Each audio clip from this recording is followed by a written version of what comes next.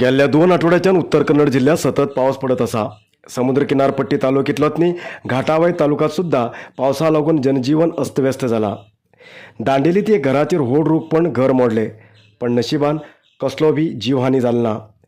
दांडेलीच्या देशपांडे नगर आशिल्ले विनोद पुजारी हेमगेल घराचेर रूख पडलो. रूख पडचो संभव आशिल्ल्यान घरात कोण बी ना आशिल्ले.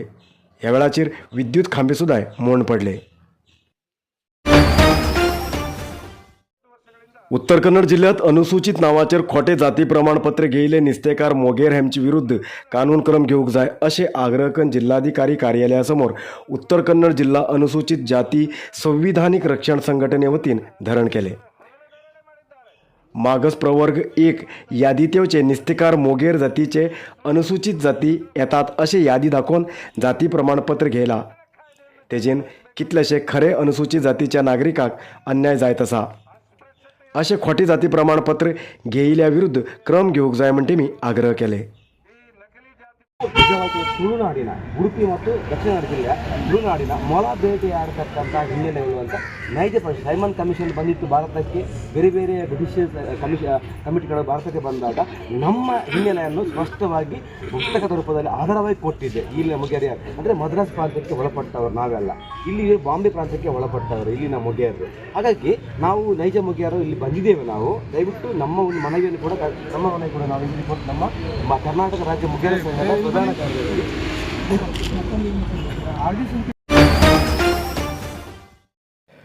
कारवार तालुक्याच्या हणकोण जुगांगा नोव्हेंबर 3 तारखेक श्री देवती माया देवस्थानाचो वर्धापन दिवस आचरण कार्यक्रम सादर जातलो. ह्या कार्यक्रम प्रयुक्त नोव्हेंबर 3 तारीख आयतार दिवस विविध धार्मिक विधी विधान जातले. तशेंच श्री देवती माया देवीक भक्तां कडच्यान सेवा स्वीकारतले.